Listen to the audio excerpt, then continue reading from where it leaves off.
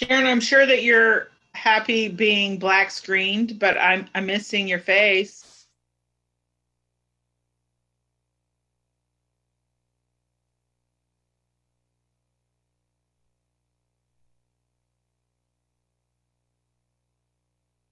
Every time I was trying to turn it on, it would send me back to nothing. So I got it now. That's why I come to work, because my work computer is awesome and I can do anything on it. And at home, not so much.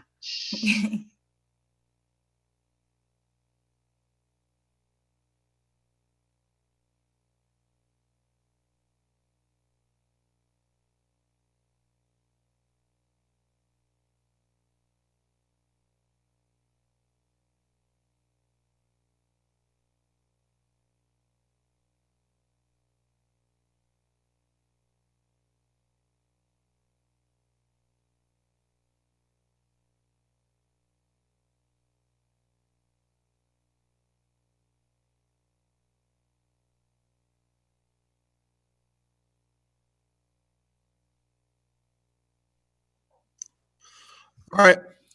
Good evening, ladies and gentlemen. Today is May 11th, 2020.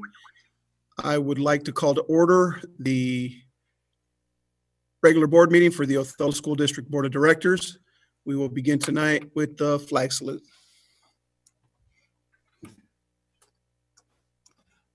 I pledge allegiance to the flag of the United States of America and to the republic for which it stands, one nation, under God, indivisible, with liberty and justice for all.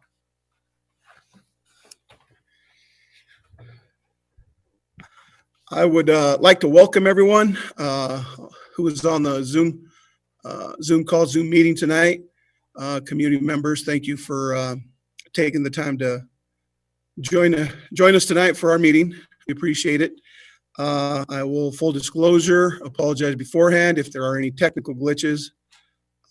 I know I'm trying to get myself not to call this the new normal, because it's not, because this is going to pass and we're going to go back to being able to do this here in the boardroom. So I just want to thank everyone for being here tonight. Having said that, I will entertain a motion for the approval of the agenda. I'll make that I move motion. that we approve tonight's agenda. Okay, can it look? Okay, we have a motion by Director Stevenson, a second by Director Johnson. All in favor, aye? Aye. Aye. Hi. Any opposed? Motion carries. Moving on, do we have any public comment, Talia? No. Okay, just to remind the public, when they post the announcement for the number to the meeting, there is a way to submit a public comment. It's in the order, it's in the fashion of an email to Talia. She will read it at this meeting and make sure that you get a proper response from the appropriate person. Just to inform you guys that there is a way to submit your public comment if you choose to. Moving on to item B2, board member discussion. First item on the agenda is a ledge report. Director Stevenson, don't know if you've got any great news for us tonight.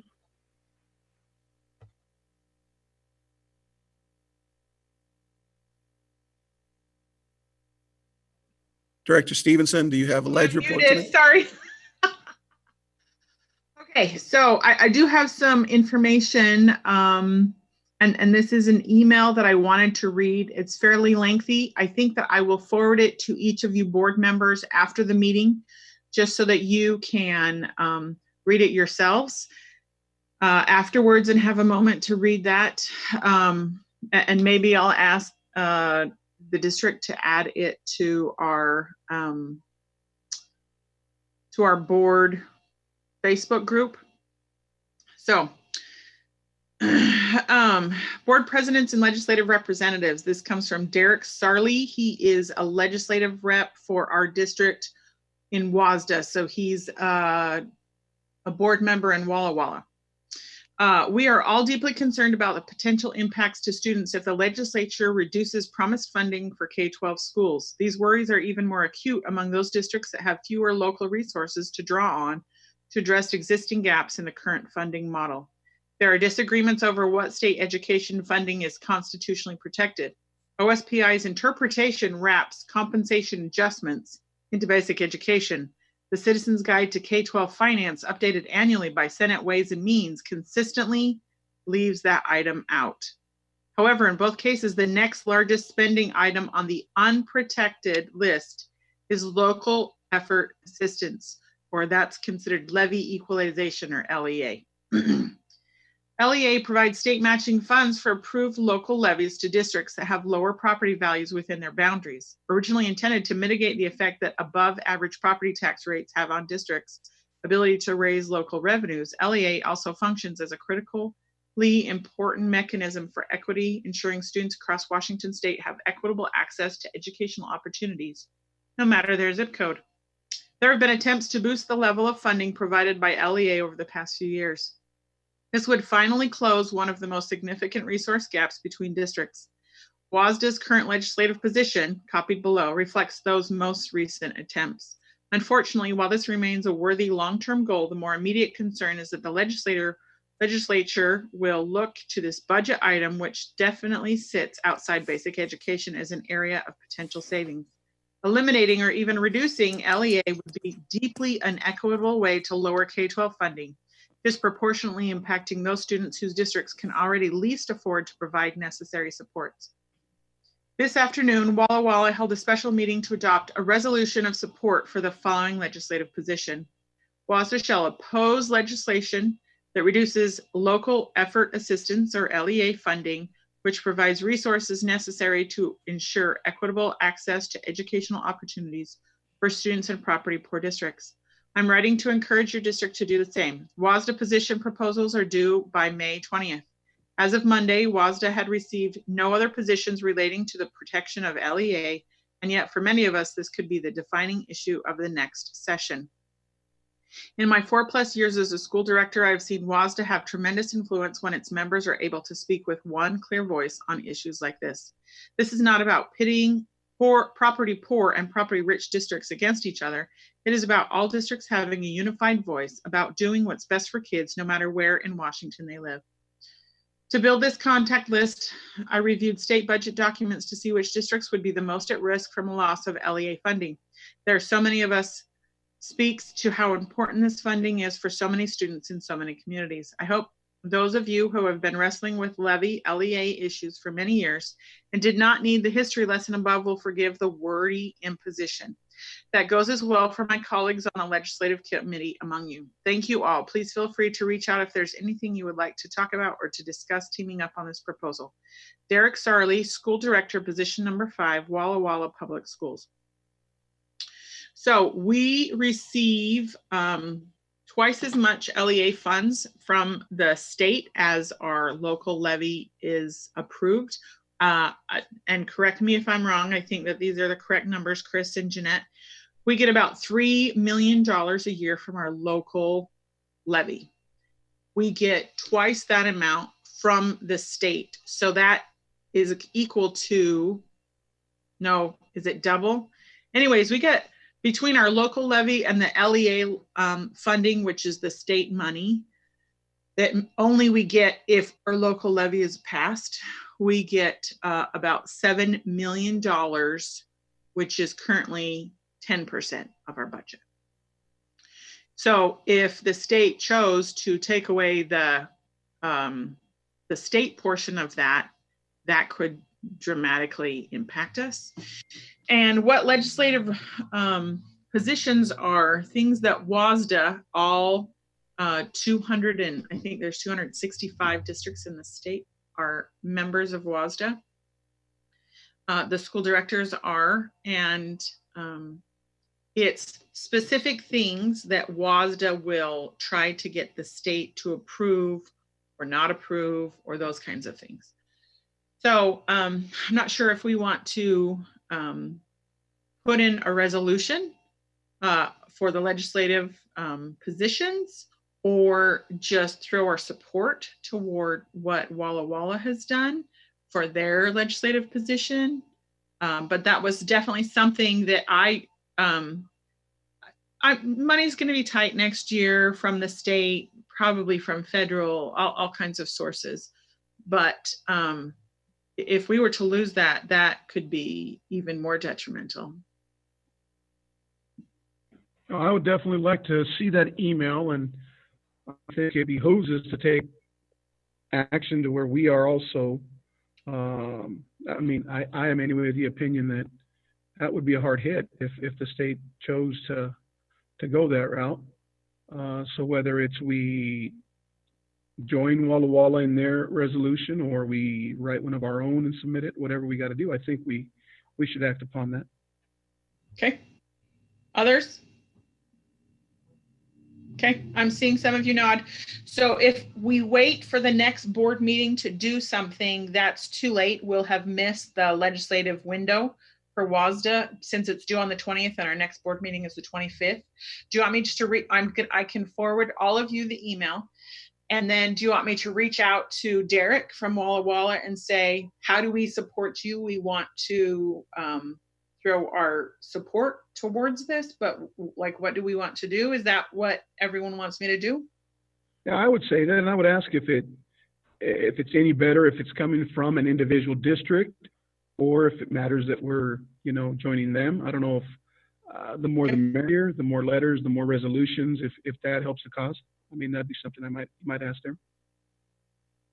Okay, Lindsay, you agree, Sharon?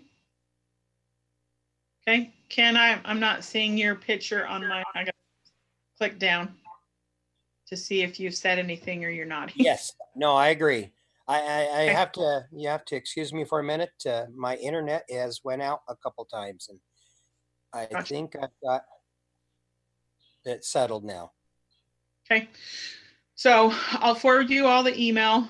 I'll reach out to Derek by email and say, what can we do best? If it's something more than just showing our support, like if we need to specifically do something, then I'll ask for another special meeting or something along those lines if there's something that we need to do at that level.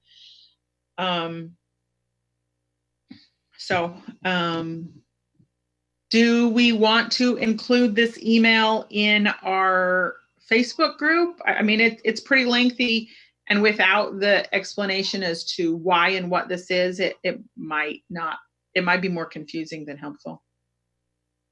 I would say once we take action, either to join Walla Walla or our own resolution, include an explanation at that point, kind of explaining why we're taking the position we're taking. Okay, that sounds good. Let's go forward with that. I'll wait to hear from him and then I'll forward this email to all of you. So, okay. Thanks for that, Jen. I want to thank everyone for taking the time to do our self-assessment after the Zoom meetings like we have been. That document is there. Also, the third bullet there is the K-3 class size reduction grant. When Chris and I were talking about the agenda, so much has gone on, and it's just not that we forgot about this or what have you. I was telling Chris, my recollection, the last time we had this discussion was one of those meetings we had Dax over here, and it was one of those where we really needed to look at the nuts and bolts of this, and not that we want to say no to this $3 million, but if in the overall picture of everything it helped, if it was going to deter a state match, if it was worth it, if it was not, if we needed a plan by, I think it's June 30th to have it into the architects or in the design stage to qualify for this or not. So I think without, I guess, getting into total specifics, I mean, I'd like to kind of hear where we're at on this and what our next step is. The email, I think we got an email that explains pros and cons, but I wanted to pass it around the room and listen to where we're at with this.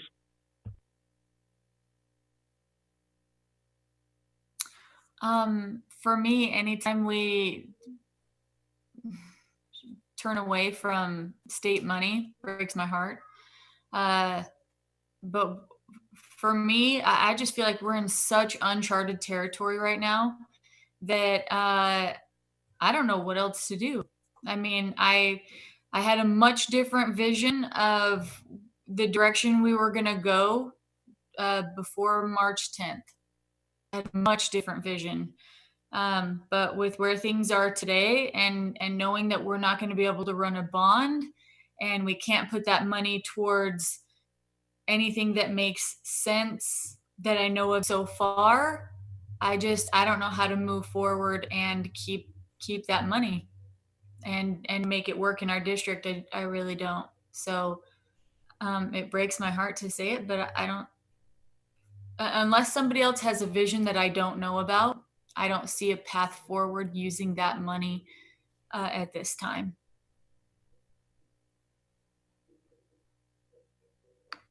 I would have to agree. Right now at this time,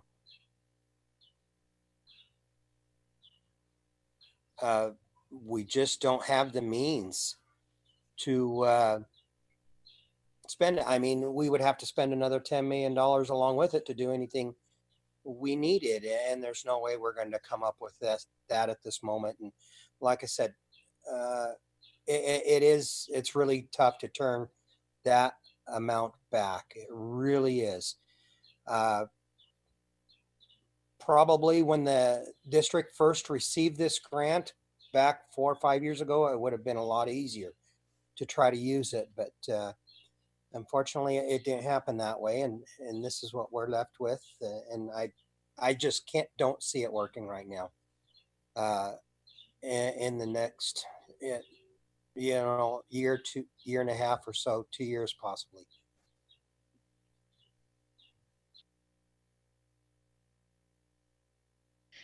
I have to agree. When you have to spend 10 million of local money to get 3 million in state money, and then it ends up counting against you for ever getting state money again for K-8, it's just, I mean, it sounds so backwards, but that's how the state set this up. It almost, it's, in order to take the money, it hurts you later on. And we're not at the spot that, even before COVID, for those that followed our discussions in facility discussions and workshops, I think at that time we also decided it financially didn't make sense. And I'd rather walk away from it than have it hurt us even more in the future, because that's how the state sets up funding. Well, that's been one of my big things that I wanted to use was the grant. So I'm very disappointed. I understand. And I think it just should have been taken care of when it was first granted. Yeah, and the puzzle's too diverse. It's too complex to, when we got this grant, to say the next year, okay, we're going to put this into place. I mean, we had other purchases going on, and it's a tough situation. I agree with Jen. Pre-COVID, when we were having our discussions, it still wasn't like crystal clear for this. And where we sit today, I mean, the uncertainty of everything going forward, not just a bond. And I mean, what is the end of August going to look like for us? Are we going to be back to school? Are we going to be distance learning still? Are we going to have to amend schedules, go to double? I don't know. We none of us knows, I think, exactly what's going to happen. I would ask Jeanette, if you're listening tonight, have you heard from Dax or Chris? Is there any alternative? Has there been any other discussion as to an extension of this or the deadline or anything like that for this grant? Mike, before we go and answer that question, Sharon, we lost a lot of your audio. We just got the first part, and I feel like we need to hear the rest of what you had said. Oh, I just said that I'm very disappointed. I thought that from the very beginning, we were going to use this, even at the very beginning of when it was given to the district. And, but I know there's no way right now. There's no way to do this. And I was thinking maybe they will give an extension possibly, but maybe that still isn't going to work. So it's disappointing to lose that kind of money when you're given a grant. I agree. I think it would be really amazing if they would offer us an extension. Maybe then, knowing the temperature of how everything is right now, they would even be willing to give us an 18-month extension. I don't know. I mean, maybe that's totally just wishful thinking, but I'm wishing for it regardless. My fingers are crossed. I'll let Jeanette chime in on that, but I believe we checked based on COVID-19 whether we can be granted an extension, and their answer was no at that time. Is that still accurate, Jeanette? Yeah, that's still accurate. The June 30th deadline is actually in legislature documents at this point. So it's a legislative matter. So if anyone has any pull at the legislature and can pull together a meeting and all of that fun stuff, but probably not going to happen. Well, not only that, but the governor actually, pretty much any bill that came across his desk, if it were to cost the state anything, he vetoed or line item vetoed from this last legislation many bills that everybody thought for sure would pass and even were some as unanimous as possible. There were a lot of things he vetoed, so even the possibility of an extension was, they're just tightening the purse strings at the state for everything and anything that they can. So I think that this would be one of those things. There's no way. All right. Well, great discussion on that. Not the results we wanted, but I appreciate everybody's input on that tonight.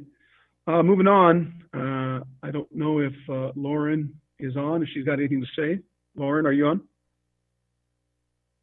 Hi, I'm here. You got the floor. Okay. Well, after talking to some of my peers, we've all really just agreed that like the hardest part about distance learning is that like since we're on our own schedule, sometimes we aren't as productive as we would be inside the classroom, or that like it's harder to get answers from our teachers because we aren't with them 5 days out of the week. But we do appreciate being able to be on our own schedule just because we can kind of spread out those larger assignments instead of having to rush and get it all done. And we also do appreciate the support that we are getting from not just our teachers, but our secretaries and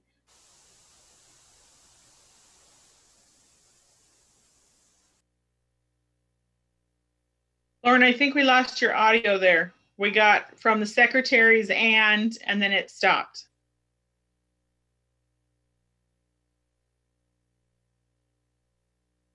Are you still there? Yeah, again, that's why I started this meeting with apologies. Lauren, if you can hear us, we lost you at secretaries, and if you want to chime in, please feel free. If not, Elise, do you have anything you want to talk to us about tonight? I know you said probably not, but I don't know if you've thought of anything. I just agree with what Lauren was saying about harder to manage our time schedule when we're home and have the motivation to do our work. But I think our teachers are doing a good job at like moderating how much they post based on how much kids are getting done and whatnot. All right. Well, thanks for being on the call tonight, or on the meeting, Elise and Lauren. We appreciate you guys.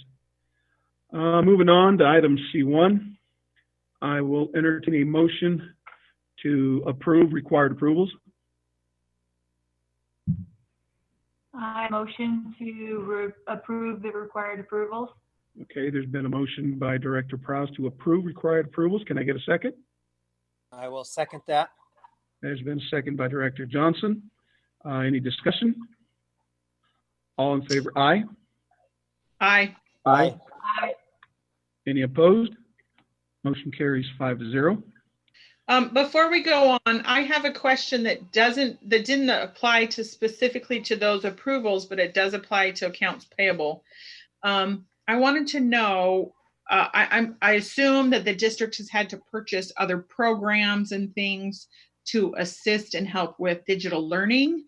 Since we're in a whole new uncharted territory and we haven't been there before, I wanted to know what has been the cost thus far to the district for moving to digital learning, if that's an answer that could be answered.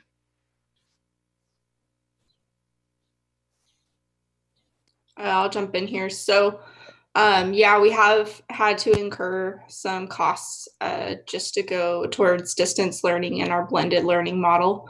Not all of those costs are quantifiable quite yet, but the ones that are equate to about $40,000. There's been a lot of different kind of avenues we've gone and a lot of different things that we're trying to provide so that students can be connected. So it kind of is a smattering all across the board, but about $40,000 is the digital learning cost so far. Thank you. I would like to see, once we do go back, maybe waiting for like the fall to get, because I'm sure that the numbers will continue to grow a bit. I would love to have like a new, just an FYI kind of an information about that cost, if possible. Yeah, I can definitely work on that as we get kind of closer, just on the digital learning piece as it gets a little bit more clear. Thank you. Good. Moving on, item C2. I will entertain a motion to consider approval of May 2020 early accounts payable warrants Johnson Glass.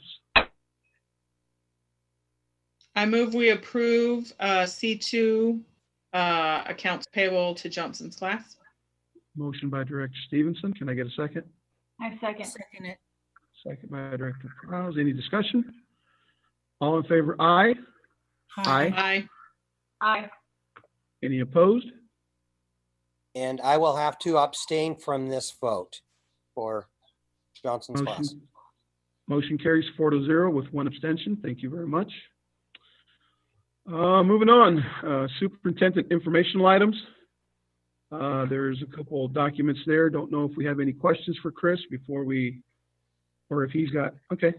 Go ahead, Chris. Actually, under the first item, C3-1, 2021 budget timeline, we wanted to share that with you, but also just a discussion with where we are with getting information from the state and just our planning processes and an opportunity for the board to ask any questions. So we do have Jeanette that's prepared to just share what we've been hearing from the state regarding the budget and just our planning stages. And then feel free to ask questions. I'm not going to promise that I'm going to have any answers to any questions, but I will write them down. So I kind of broke this up into what we know, questions we still have, what the plan is going forward, and then you guys have the timeline that we provided to you in the documents in board docs. So some of the things that we know, as Jen mentioned, the governor did a lot of vetoes. They weren't vetoes to current funding, so that was good. They were vetoes to new funding, essentially.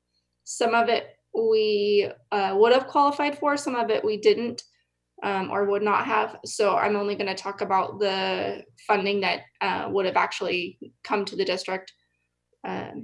So one of the things was greater flexibility within one of our grant programs. And so that would have helped mostly the elementaries and provided some flexibility as far as utilization of the grant funds. Also, I don't know if you guys have heard, there's funding in the legislative budget for professional development for paraeducators. There is currently 2 days required to be completed, I believe, by the end of August 2020. And so there was an additional 2 days of funding that was vetoed from the governor's budget. So that would have fulfilled that legislative bill from a few sessions back. But that additional 2 days was vetoed. So that will probably come down the road. And so there's that. And then also the K-6 counselor funding, there was an increase that would have been approximately $30,000 to the district. It's not a whole bunch of money, but kind of what we in the finance side of the world were excited about is that there was movement on the funding model, which has not been evaluated for quite some time. And so we felt like that was a good step forward towards some of a bigger ask that we have. But now that that's vetoed, we're kind of back to the same place we were. And so we'll have to, tackle that at a later date. Does anyone have any questions on the vetoes? So I have a question. So on the para training, you said that they already were giving us 2 days, and they approved 2 days, but then the governor vetoed. Was that 2 extra days? So that would have been 4 days for paras? And now we're only getting 2? Yes, but we're only required to do 2. So we're not required to do 4, but only funded for 2. It's you're funded for 2 and you're required to do 2. Okay, I just wanted to verify on that part. Yes. Then my other question, while I'm unmuted, if anyone else has other questions, questions about looking at these dates. So it says July 10th, you submit it, is the last day to submit it to the ESD. But then we as a board don't we don't adopt. We don't have to adopt until August 10th.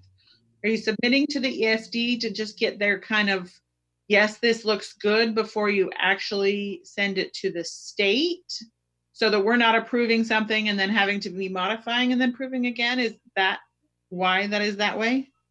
Yes, somewhat. So ESD approval and review is required of our budget. It's not an optional thing. And so that July 10th is actually a date that's in the RCW for budget approval. And so that is a hard and fast deadline. And so that's within, the RCW that we have to follow. And then we're actually I always get these backwards, but our deadline to approve the budget is August 31st, but based on the board calendar, I believe August 10th is the board meeting that we would be approving the budget. We don't have a calendar out that far yet, but I looked at last year's. So if we didn't approve it on the 10th, for whatever reason, wanted to have some modifications, there's still time before the state deadline of the end of that month, correct? Correct. Okay, that's good to hear, because I don't like seeing something that massive. I mean, I know it looks like you're giving it to us on July 10th is the plan, but if we're not hearing it publicly until 1 whole month later, and then having to adopt it in that same meeting, that's a lot.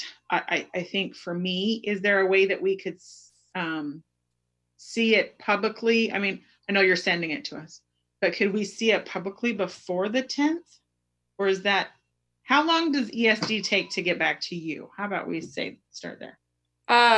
Well, they're somewhat flexible. They asked when our board meeting was, and so I already provided them that date. And so if we're going to adjust anything, such as a budget hearing date, I would need to let them know, just because they have a lot of budgets to review. And so they try to, get those planned out. And I feel their pain because I did that before too. So. Right. I know that this is like so many pages worth, and then there's like a public friendly one, and then there's a super in-depth every line item version. Does anybody else have potential heartburn about having a public hearing and adopting it at that same meeting? Can we say, I definitely don't like that, Jen. You know, I don't like them being in the same meeting. It would have been great to have the budget, at least the meeting before that. So it'll give us time to review it too, to take a look at it. right, so I'm gonna look at a calendar. There is the potential to have the budget hearing on the 10th before the regular meeting that day, and then have the budget adoption the last meeting in August. I believe that would still give us time to turn that around. Right, so the second meeting in August is the 24th. See it until the 10th publicly, and then we didn't approve it until the 24th, unless there's the chance that we could see it July 27th and then possibly approve it the 10th, or even if there was, for whatever reason, August 24th. But that would mean that they would have to speed up for 2 weeks early. I don't know, anyone else's thoughts? My concern is if we have the budget hearing on August 10th, but we don't have to adopt it until the 24th. If there's something else that we're concerned with, then we'd have to have a special meeting to get it approved by the 31st. And that just might be cutting it too tight. I agree with you, Jen. I think we need to see it earlier. It takes a little more time to read each of those line items. You would have it on the 10th in your emails. I mean, the 10th of July, we'd have it by email, but not have it, and have it available to the community, but not having a budget hearing until. That's, I guess, where my biggest concern is, having the budget hearing earlier. Lindsay and Mike, what are your thoughts? If at all possible, getting the hearing before the 10th. I really, and I think what we're doing here is just being cautious, not making sure that we don't corner ourselves to where we don't meet the deadline. And Jeanette, I know we're throwing a lot at you. I have a question. Is the July 10th date, is that the mandated state date where it's available to the community? Are we meeting that that date there? So the July 10th is the date that the budget has to be sent to the ESD.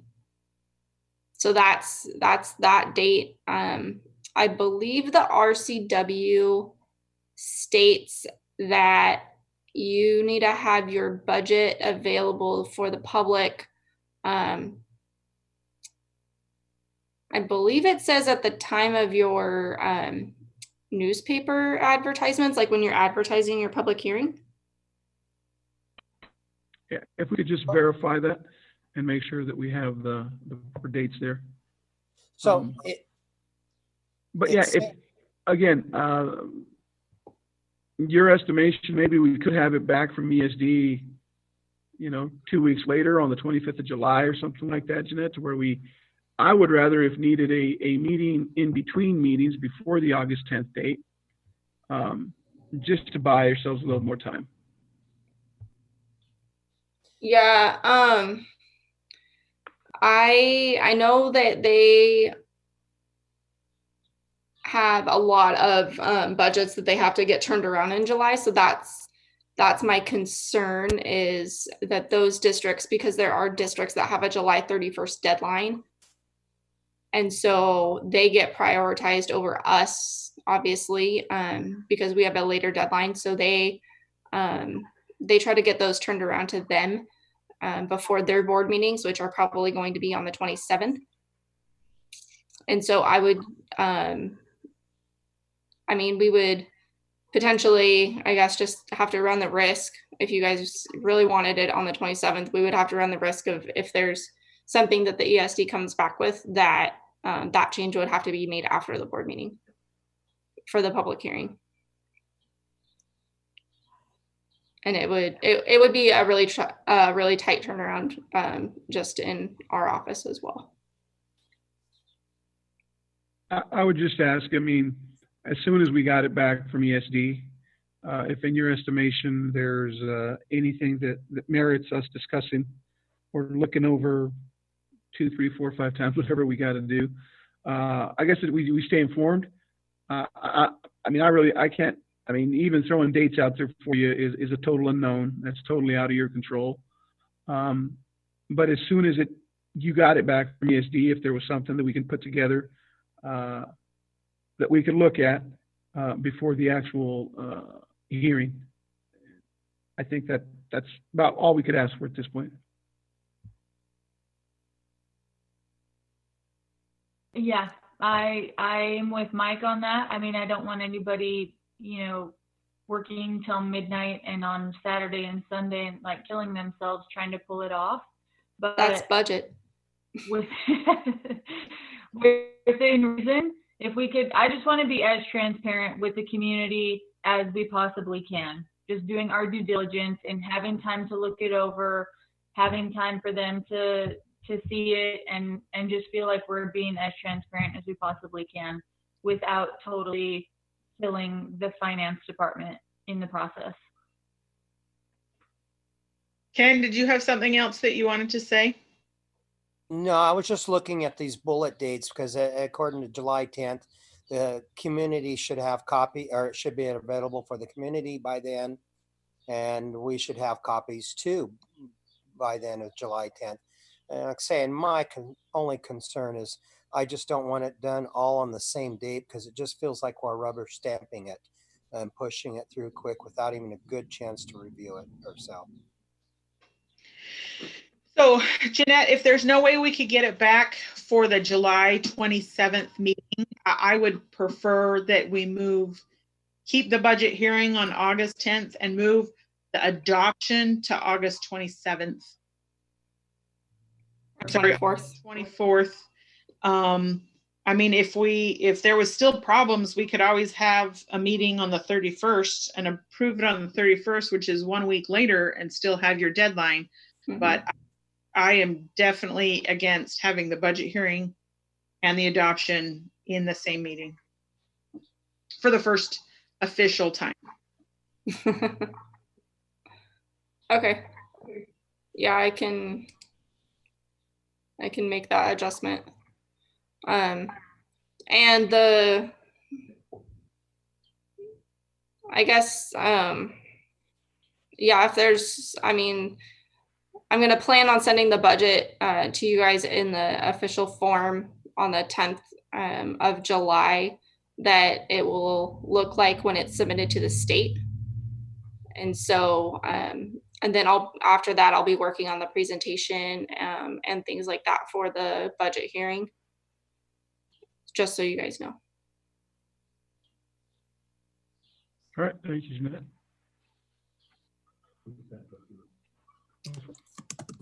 Jeanette, I have one other question for you on the budget, and this is on the revenue side. Okay. So I know on the revenue side, it's all projections. It's all calculators that the state gives you and their estimates. Are they still telling you to currently use your same calculators as previous years and using the same numbers? Or have they given you any other indication that those might be reduced for the possible upcoming school years? So I believe that question will be addressed in a little bit. So some of the, and in this next section, basically what was kept in the legislative budget, so we can kind of move along in our conversation, because we could talk about budget all night long. But nobody wants to do that except for me.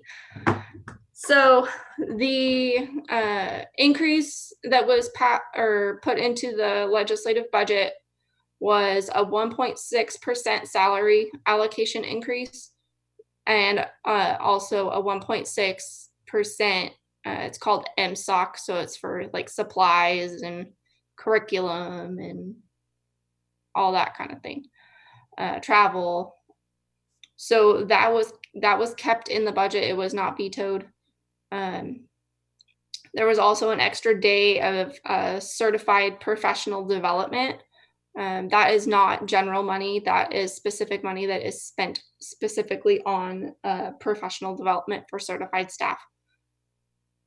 They also actually removed one of our programs and moved it to another department. Our Birth to 3 special ed program will not be ran through the school district anymore. It will be ran through the Department of Youth and Family Services. It'll still probably, be involved with the school a little bit, but it won't be flowing through our pockets anymore. There's also a 1.6% adjustment to the LEA factor. So our LEA will be going up, the same LEA that Jen was talking about earlier, the levy equalization.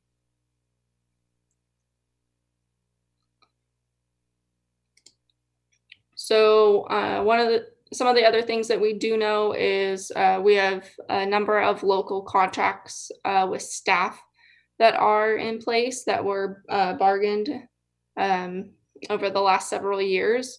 So I'll just go through those. OEA, which is our certified group, they are will be on their final year of the current contract, and they are getting a 5% negotiated increase. That was negotiated when the contract was signed. PSE, which is our classified group, they will be on year 2 of a 3-year contract, and that is a 3% negotiated increase. Othello Admin Association, so those are our certified administrators. That is a 1.6% negotiated increase.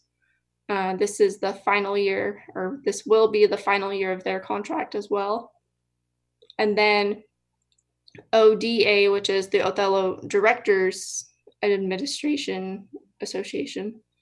We're currently in negotiations with that group, so that increase is unknown at this point.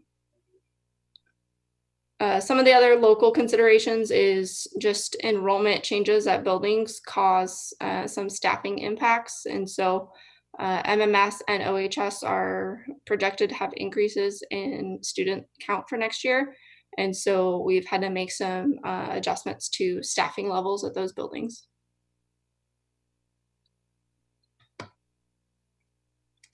One other item that we do know is for the first time in over 10 years, because this is a good year to have it, we will be paying into our unemployment cooperative, and we do not know the cost of that yet. We don't know the rate, but we have been told that we will be required to contribute starting this school year, this next school year.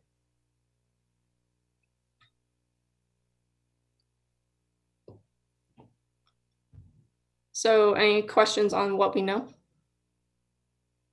Okay, so I just want to make sure that I understand correctly. It didn't sound like you had any like real doomsday or news that like our budget was being slashed by large amounts, or that we were going to be in big trouble for next year.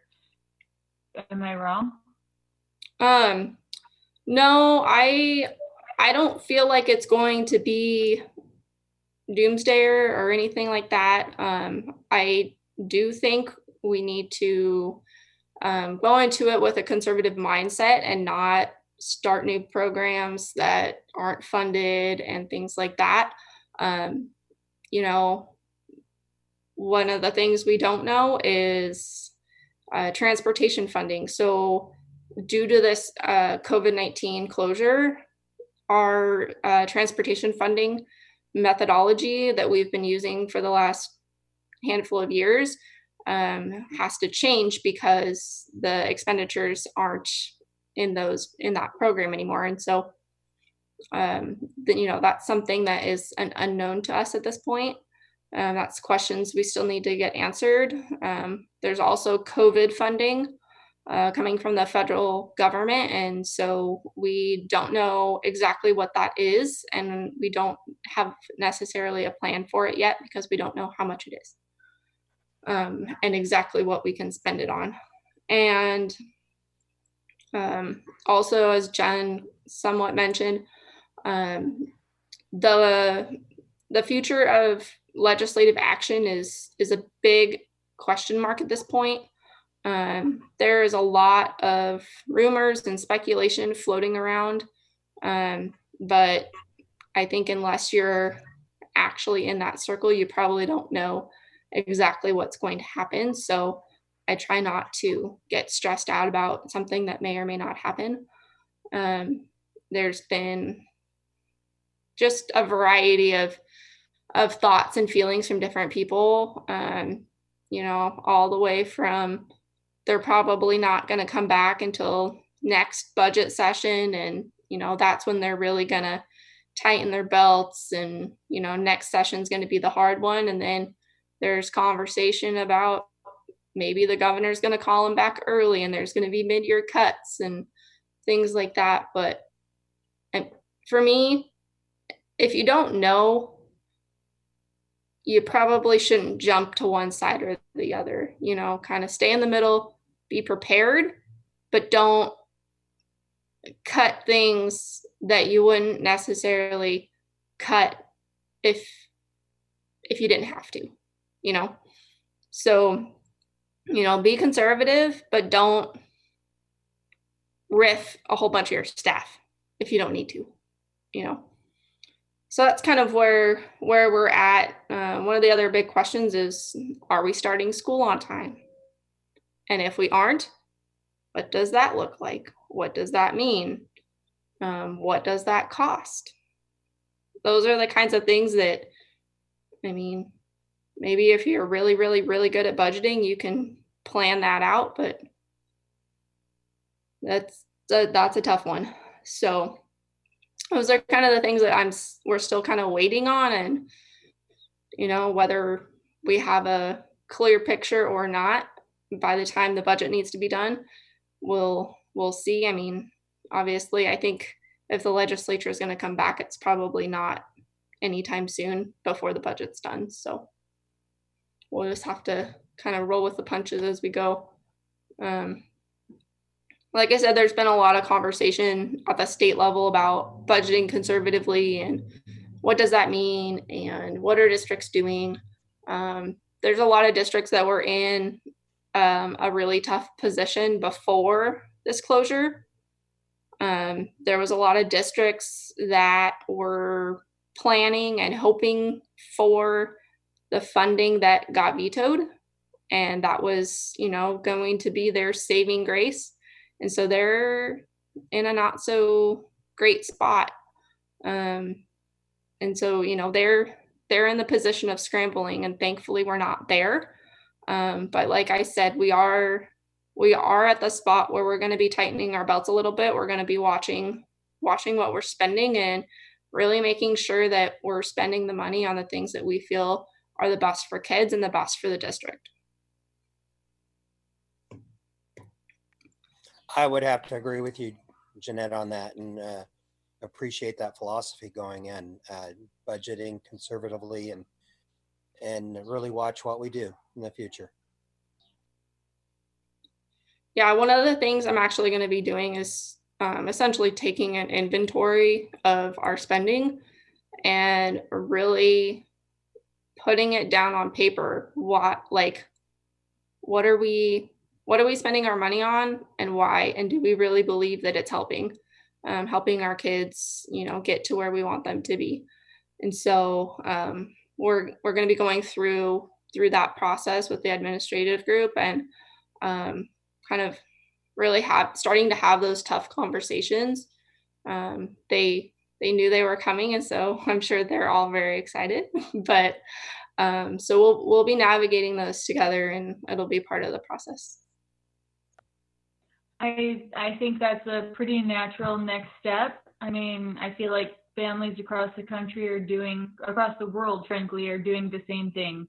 I know on a personal level in my own business, we're asking ourselves some really hard questions as well. So good luck to you guys, and kudos to you for powering through these tough times.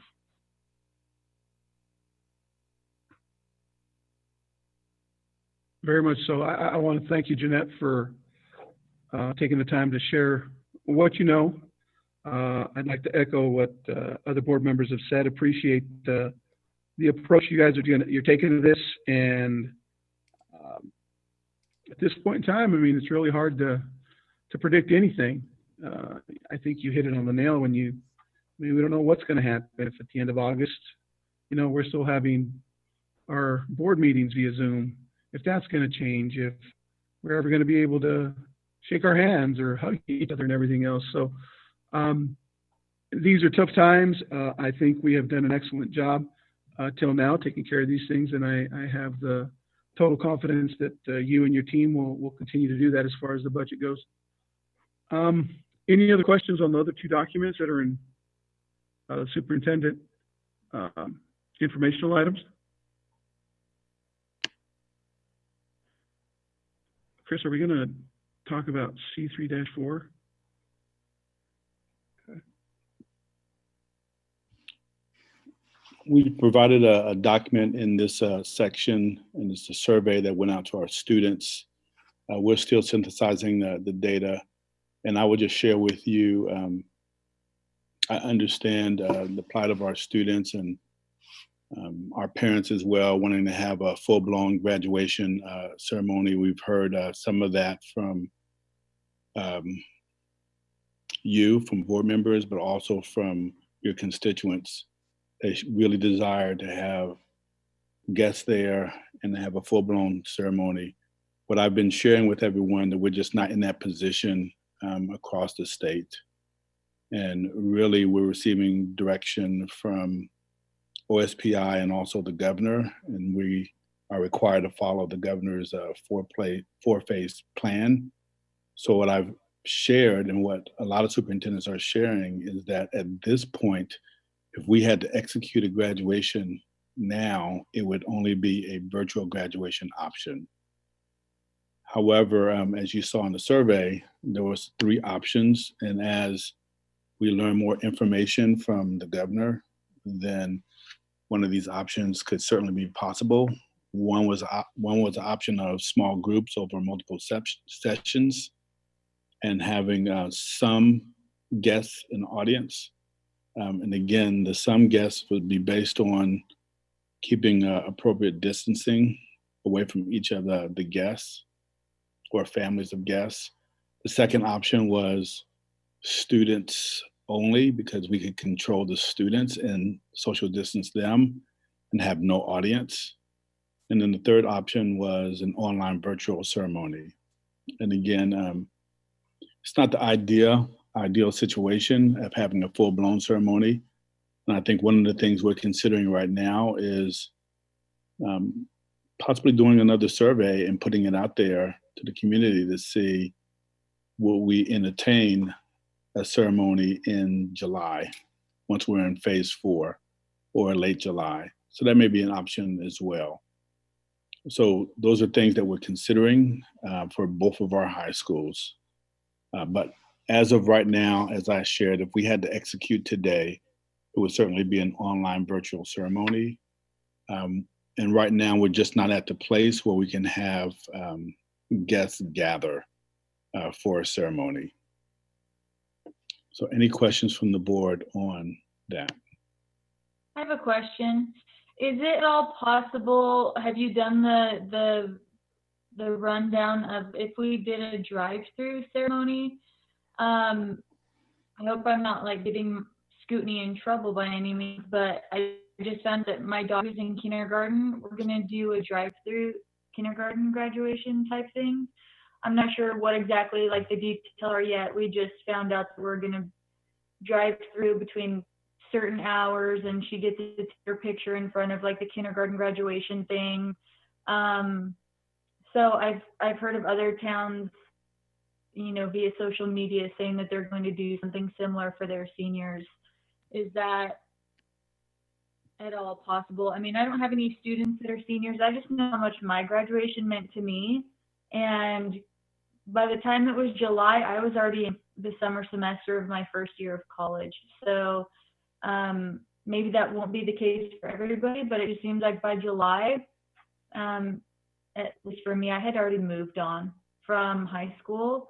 And so, I don't know, I just feel so bad for these kids. Dang, just any type of solution where they can feel celebrated by our community in any way that feels, I don't know, better than virtual. Yeah, I know I talked to all the principals this week as well, Lindsay. I know there's a few schools. I know Lulukaga had shared that same concept with me, where they're going to do a drive-through ceremony promotion for their kinders, and sort of the same thing for their sixth graders, where they're doing a moving on ceremony. And their idea there is to have parents drive through almost like they did the Chromebook pickup. And then you would have the staff in the background wearing the appropriate PPE, personal protective equipment, and also the social distancing. And then they would hand out a certificate to each car, and they would hand out a tassel to each person as well. And then there will be an opportunity for a photo op as well. And I know Scootney shared that. Each elementary, as a matter of fact, has shared something similar. So they have plans for their kinders, and they have plans for their sixth graders moving on, and MMS as well. So all of them have something in place. I think when it comes to the high school, it's a little bit more difficult because it's much larger. Talking about 250 students, you're talking about a number of parents who want to come and want to participate. So the dynamics have just changed. I think Pete is on, and maybe Pete, you can weigh in, and any conversations about drive-in or drive-through options that we discussed, and the difficulty or doable. Yeah, thank you for the question. There have been multiple meetings by a group at Othello High School. It's being led by their instructional coach, Mandy Perez.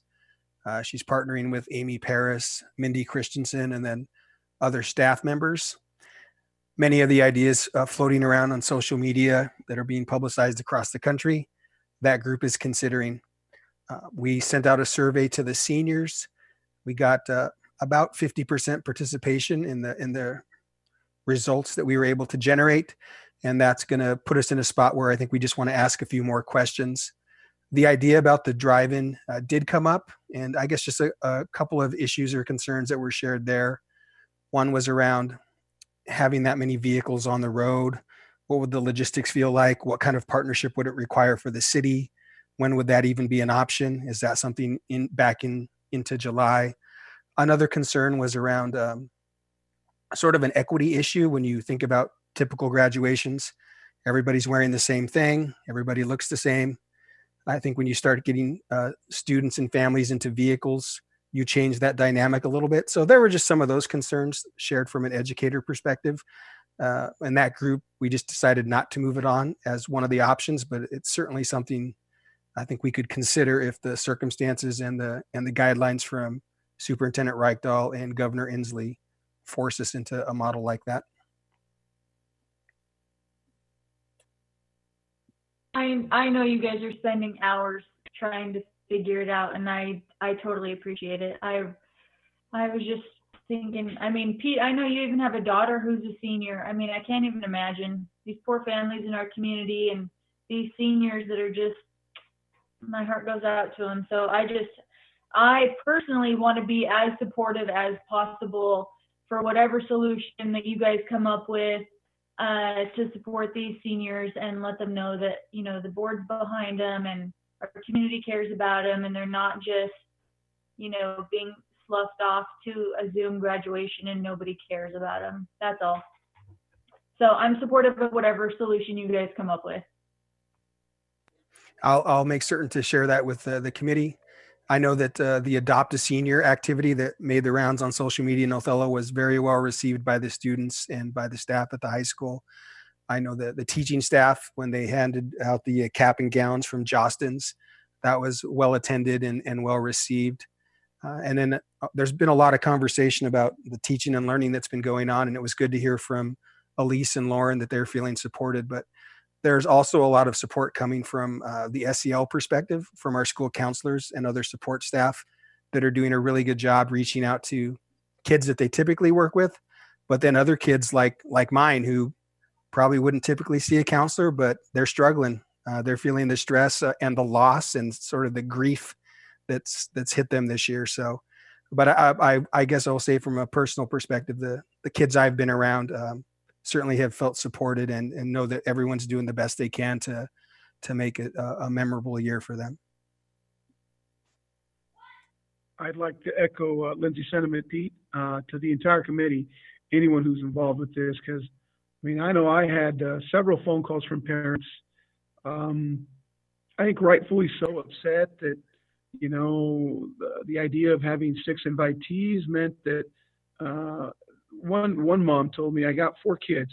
So that means that I'm going to invite either my parents or my husband's parents. We're making our kids choose. And I'm like, ma'am, I hear you. I wish this was different.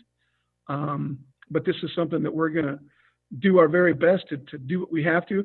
And Chris mentioned at the onset of this, there's some stuff that we have to abide by, you know.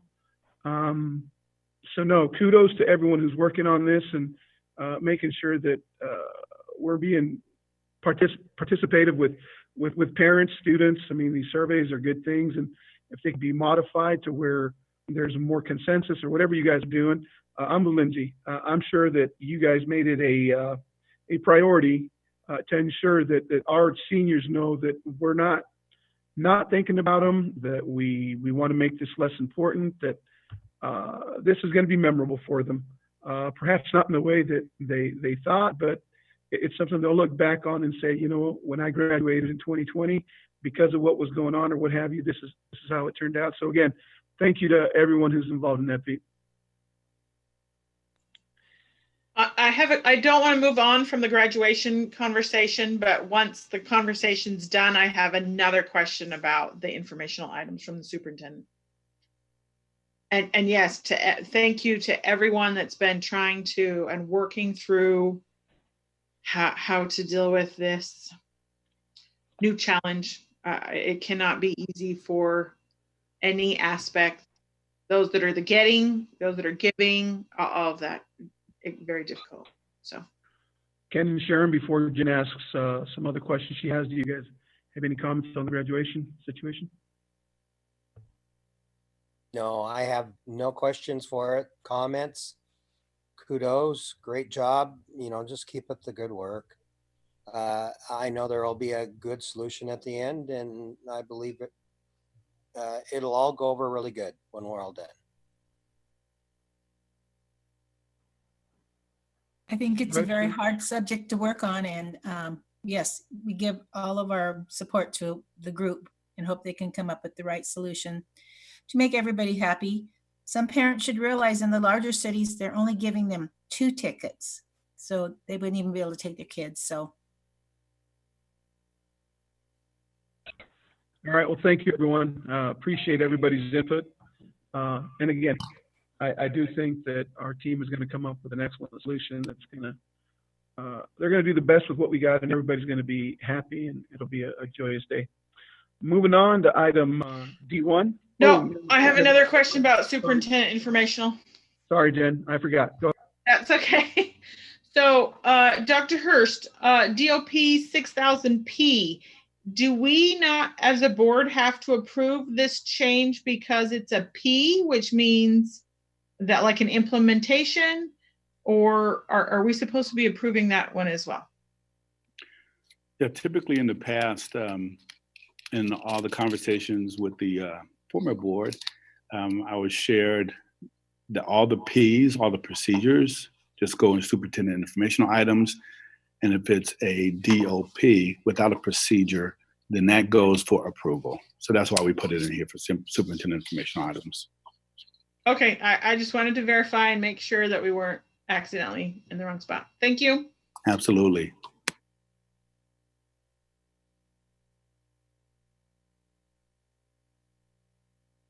I forget to unmute. Wonders of technology. Okay, moving on.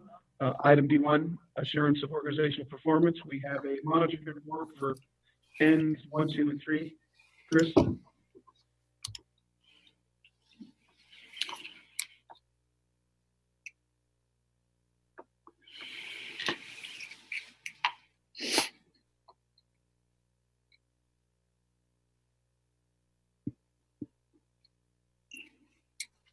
We're just waiting for the there. So go to the next page. So we wanted to share this page. I believe the board is probably familiar with the indicators and the metrics, which is what we have agreed to and what the board approved that we would actually say that we're going to measure and what the goals were going to be. So it's the same thing. And I'll just briefly just recap a couple of them in ends 1. You can see for ends 1, we had SBA, which is Smarter Balance Assessment, the end of the year assessment. We had a goal of 43 in ELA and a goal of 45% in mathematics. We don't have that data, so we're not taking those assessments this year, so that's not available. We're going to see some updated data from Kinder Readiness. In talking with the director of that program, we were able to assess those kids one more time before COVID-19, so you'll see a slight increase. Y kids will stay the same. We shared with you already the STAR math and reading growth before. You're going to see an increase in the PSAT that we're going to share with you. On the last time we shared the mid-year report, we said that in February, I think it was February the 24th, that our 10th graders were scheduled to take the PSAT. They, in fact, were able to take the PSAT before COVID-19, so you're going to see that increase. And then ends 1, you'll see us a baseline. We're not able to capture that data because those are end of the year data points as well. And because of COVID-19, we're not able to capture that data. For ends 2, PBL participation, we don't have any new data for PBL, SEL, CTE completers. For your grad rate will remain the same. We already had that information. The high school and beyond plan for 8th graders and 12th graders is going to remain the same as far as the data points. Finance course, of course, a lot of these data points will remain the same because of COVID-19. So you'll see that the same, and high school credits in MMS, including PE enrollment as well. When you go into ends 3, again, because of COVID-19, everything is right about the same as far as the attendance and the referrals. And we did look at that data as well up through February. And then conferences attended, we already had that baseline data. We'll share it with you again. And then extracurricular activities, those who are involved in extracurricular activities. And going to the next slide.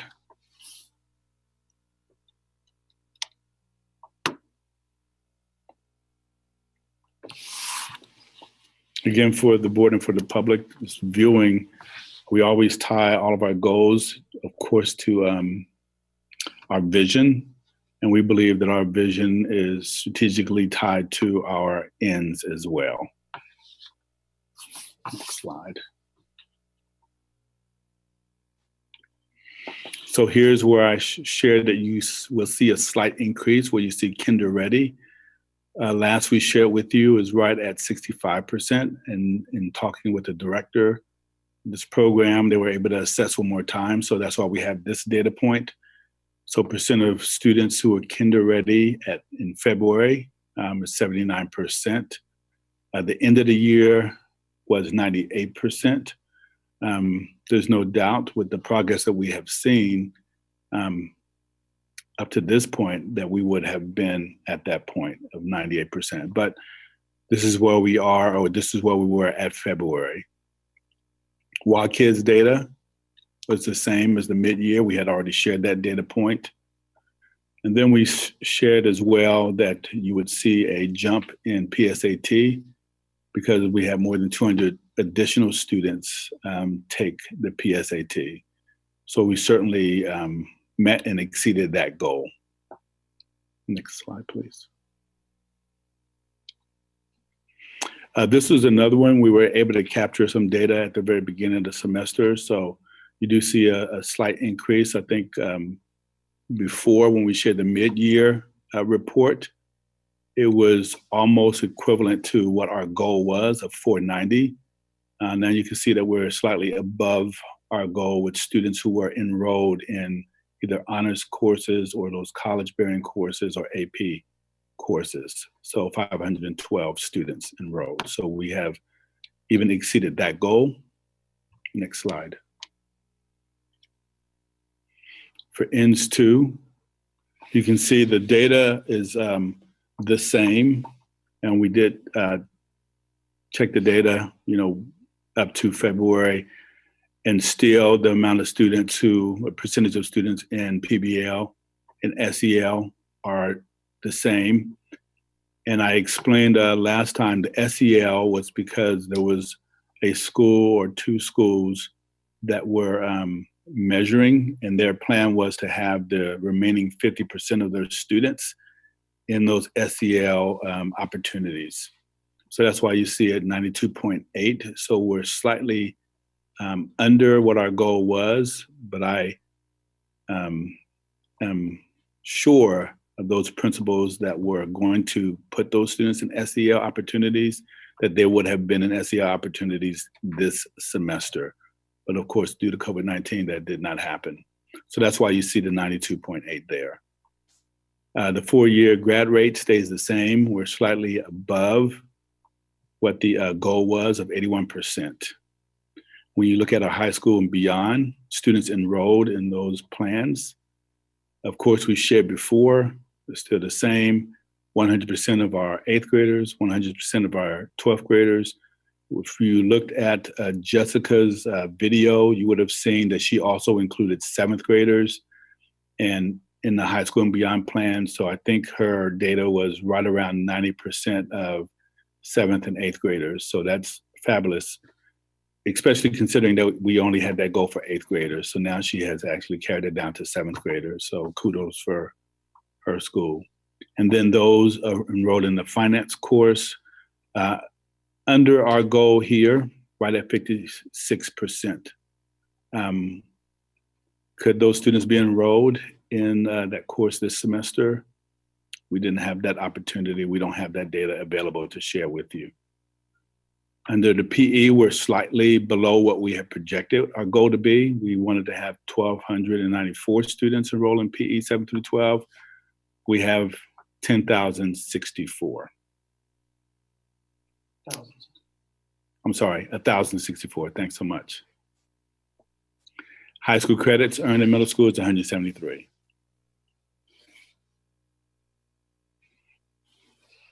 The ADA was right around the same. Again, we had already captured the data to the end of January. There was no significant data for us to capture. So you could see across the elementary, we were right at our goal.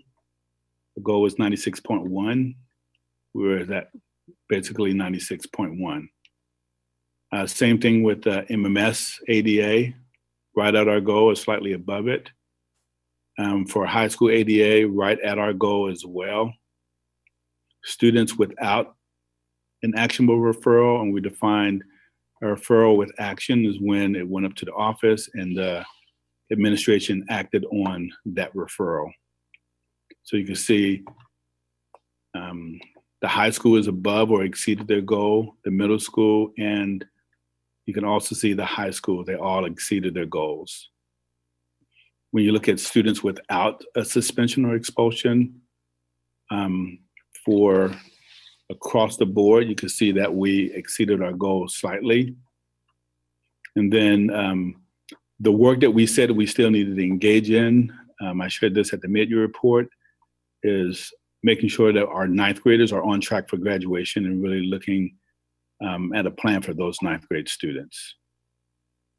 The conferences, that was a new goal for us. That's why you don't see a gray bar.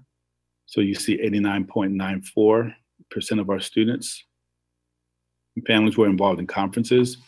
And then those involved in extracurricular activities, that is a new goal benchmark as well. That's 47.47. And the next slide. The next couple of slides gives you an idea of our celebrations. So you can see that we still have a high percentage of kinder readiness despite where we are with COVID-19. We've already shared the excitement around Y-Kids assessment. We still say even where we are right now with COVID-19, we have met or exceeded many of our goals, many of our end of the year goals, relatively few goals that we did not meet. We're excited about what's happening in social emotional learning. We're seeing growth in our attendance overall, in our discipline. And we had high participation in our project-based learning. So those are exciting things to share across the system. Next slide, please. I already talked about our attendance across the district, our four-year graduation rate. That's exciting. We're above the state. And a high percentage of our students that are in those rigorous courses, those academic acceleration classes. We're exceptionally proud that we had a high number of students. We well exceeded our goal in the PSAT, the number of students taking the PSAT. And much like we shared at the mid-year, we know that we have areas of improvement. We still know that even though there's some progress, and that was at the mid-year, we didn't see any academic progress now, but we still know that we need to do some work in closing the gap, the achievement gap and opportunity gap for our students. I've already shared that we have work to do with our ninth grade students and making sure they're on track for graduation. Even though we have some benchmark data, some data that was set for extracurricular activities, we really need to focus on getting our students participating in those extracurricular activities. We know we need to continue to focus on attendance as well, even though we're doing well across the board. And then last time we shared also, the principals shared with me that they want to continue to use data to really understand their current reality and continue to refine and review their plans as well.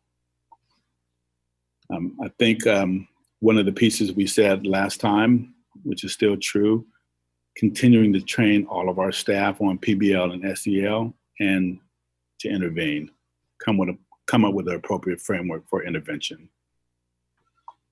So some things are a little bit different, but still it's very exciting information to share on our progress across the district despite COVID-19.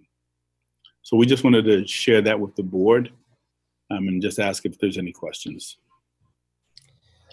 Chris, the only thing that really stood out to me that I really had any concerns with was that keeping the ninth graders on track.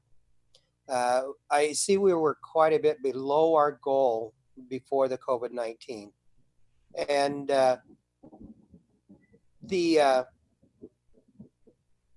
with this COVID-19, I could see that really starting to come down a little bit more. Any thoughts in the future on how we could get over that hurdle or what we need to do there? Yeah, I think I've talked to Alejandro, so I've asked him to come up with a plan on how he's going to intervene with those students and really ensure that those students are on track. Once I get that information from him, I'll certainly share it with the board.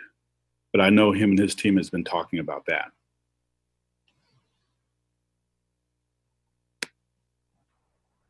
Any other questions?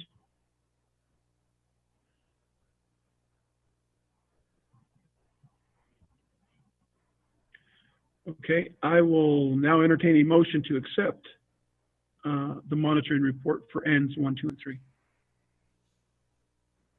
I will make that motion to accept the end report for 1, 2, and 3. Okay, there's been a motion made by Director Johnson to accept the monitoring report for end 1, 2, and 3. Can I get a second? Second by Director Prowse. So we have a motion to accept the monitoring report for ends 1, 2, and 3. Any discussion? All in favor, aye? Aye. Aye. Any opposed? Motion carries 5-0. Moving on, item E1, review, discussion, revision of current board policies. I did want to have get our minds around this. Correct me if I'm wrong, Talia, but I only see I see red on one of these. So if we're in agreement, we could approve that one tonight, approve that revision. Did we take the time to look at those? Are there any corrections that anyone's thinking about? Based on a commitment I made to you all, I'm not sure. I'm still trying to figure out if EL 15 and mandatory policies is where I am going to incorporate a change to that policy based on the discussion that we had last time. So by the next board meeting, I'll have my input on that. I think it's a proper place to put that revision in. I don't have it ready today, or I do. It's written down at home. I didn't bring it with me, so I will make sure that Talia gets that, and we'll have that there for the next meeting. I think the only one that was revised is EO 16. So I would like to move that we table all the others with the exception of EO 16 if we're ready to approve that change. Mike, I'm not quite sure. What is it? If we're not making changes to the other ones, they just drop off. We don't need to approve or disapprove them. Very good. You're right.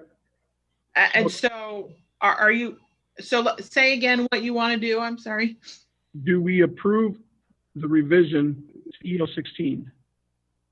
It's the only one that has a... We discussed it last time because I proposed it, but I think that we need to go into, we shouldn't be approving it the first time that we see it. We do have a policy about that, but we need to. Can this become the final reading for the next meeting, I guess is what I'm asking. Yes, if no one has any concerns.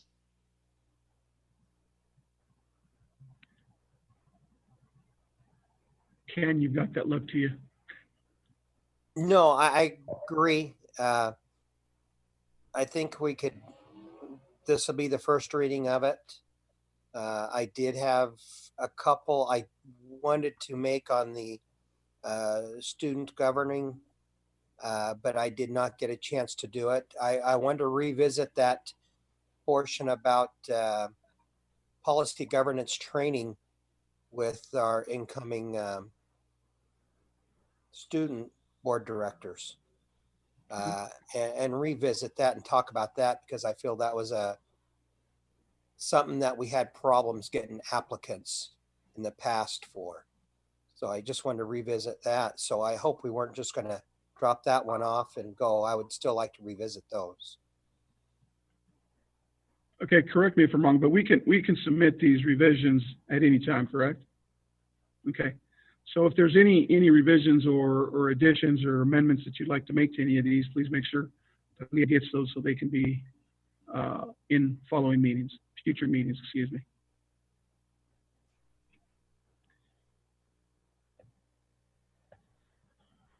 Moving on to F1. Our next board meeting is May 26th. Is that a Tuesday after Memorial Day? I should have added this under board member discussion, but we should have all of the board members should have received a new email today about our scholarships. And we need to have those decided by the 8th, as soon as possible, the email said, because they want the videos, they want to release that information by video instead of having an event like they have in the past.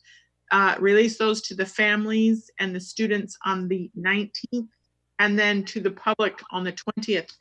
So I think that we're going to need to plan we go into executive session to make this plan. So I think that we need to plan a special meeting so we can have an executive session soon. I think we need to decide that tonight, and hopefully by that meeting, we'll all have our top 2 or 3, however many we decide from those that we received, and we make the decision that night. And you're saying they want to have this, they need to have this before the 19th?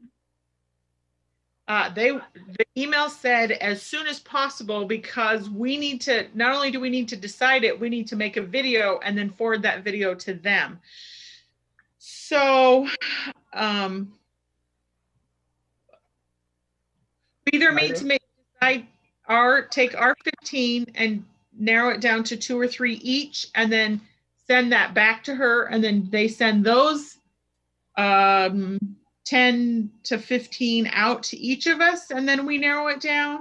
Or can we have a social distance meeting where we're all present to have that executive session, but we're passing those folders on? I think doing this in an executive session but on Zoom would be very difficult, because then we have to email her back and forth and say, well, we all need to read this one and we all need to read this one. It would be it'd be a lot easier for us all to be in the same room, but we are more than 6 feet apart. My thoughts. I don't know that I want to put anyone in that position. There may be some that aren't comfortable with social distancing yet. So I hate to impose that on anyone. Ideas. I mean, I'm okay if we hold ourselves accountable to getting our finalists in by Wednesday, perhaps this week, after tomorrow, and then being provided with those 10 or 12, 15, however we come up with. And whenever we schedule, I'm thinking we're going to have to do this at least Friday to get those names to her. I think if at the special meeting where we'll go into an executive session to decide this, even if it's electronically, I think we're going to take the time to be meticulous and read through these. I think we should have a broad idea. I'll ask Dalia by then to give us dollar amounts to determine if it'll be 1, 2, 3, 4, or however many it'll be. But I think if we commit to getting those back to them by the 13th, Wednesday, and then having those with us at the executive session, I think even if we do it via Zoom, Jen, I'm open to those that want to come in and do a social distance meeting, but I would hate to impose that on someone that perhaps isn't comfortable doing it yet. It might help speed up our process if we don't do top 2 or 3, but we pick our top 1. Like if each of us can whittle our 15 down to 1, I mean, it's going to have to get there one way or another. So if we could, 2 at the very most, if you had 2 that were just absolutely, you couldn't choose between them and there was just no way to whittle it down. But if we all brought 3, I just think that's too much. So I think we should all come to 2. I totally see what you're saying, Lindsay. However, we as a board typically pick between 4 and 7 total. Oh, okay. I thought we were 1 scholarship. No, we're not picking just one, because we usually have like between $8,000 and $10,000 that we're dealing with. So they're good size amounts. They're usually between $1,500 and $2,500 a piece, and we pick like between 4 to 6. It was 5 last year, guys. Right, but the year before that was like 4 or some. Every year is different depending upon our and who we have. So if we do narrow it to 2 or 3 each, let's say we bring 10 to 15, and we're narrowing those down to like 5 or 6. It's not like we're bringing 15 and we have to pick 1. I like the idea of bringing 2. That makes 10. And narrowing it to half of those. I mean, worst case, even if it was the 5, same as last year, and if it was 4, I think from 10, we could work that 2 apiece. I don't know what you all think about that. Great idea, Lizzie. I think the 2 apiece, that's what we're going to do at the end of the last meeting.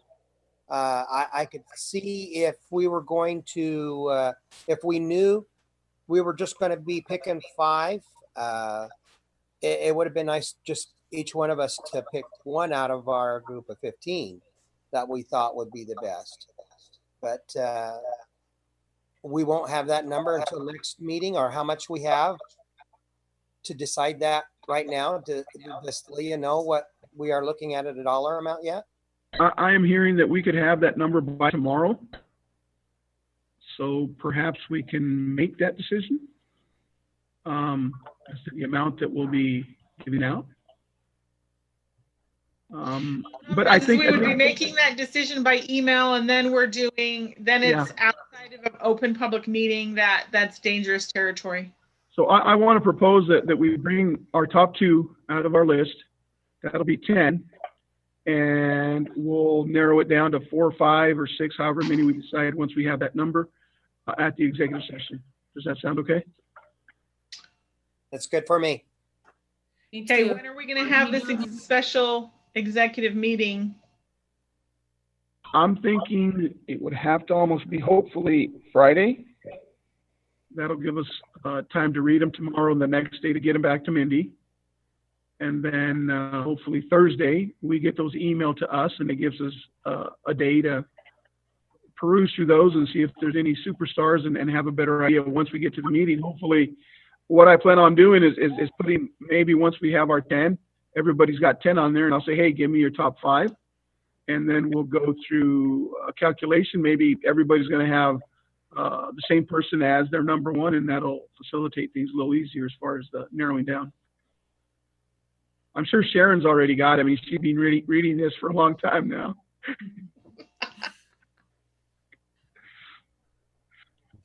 Okay, so does that sound like a plan, guys? We each get 2 finalists back to Mindy, and then Jen, can you let her know, or maybe when I reply, I can let her know to just get us the final or top 10. We discuss those, and I think we just need to agree on a time for. I mean, does Friday work for everyone? I know it's Friday. Friday would work good for me if it could be earlier or mid-afternoon instead of late. Give me a time, Ken. We'll make Could we it do happen. like 12:30? Hey, that would work great for me. I could do 12:30 on Friday. Sharon, I don't know what your lunch schedule's like. I'll just get them delivered early. Okay. Lindsay, does that work? Yep. Okay. Okay. I just received info here that we have an amount. I think we can do at least 5 based on what we did last year. So I think, just being hypothetical here without throwing exact numbers out, you'll get that info in a little bit, but it'll be, I think, 5. Okay, so we'll plan on in a special meeting on Friday at 12:30 to go into an executive session to determine the recipients of our Othello School Board scholarship. Okay, so just to kind of go off of what Ken said, if we know for sure that we're going to be giving out 5 scholarships to make things less complicated, do we each just want to pick our top person out of our 15? And then, I mean,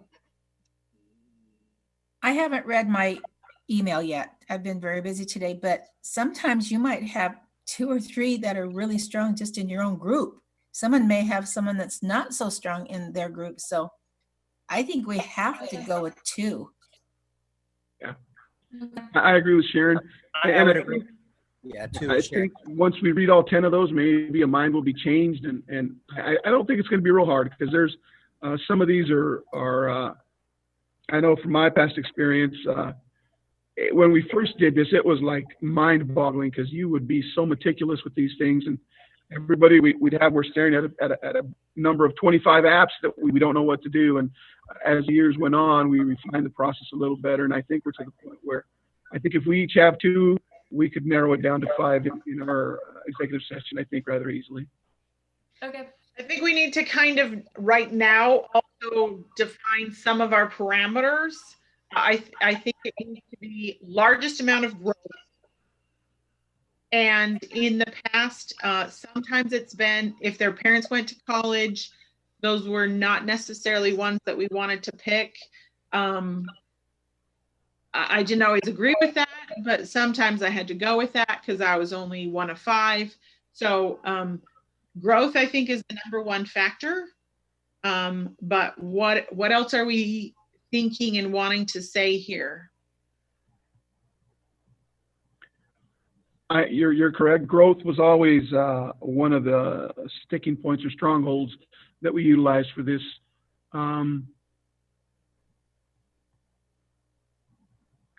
I'm trying to think out loud here.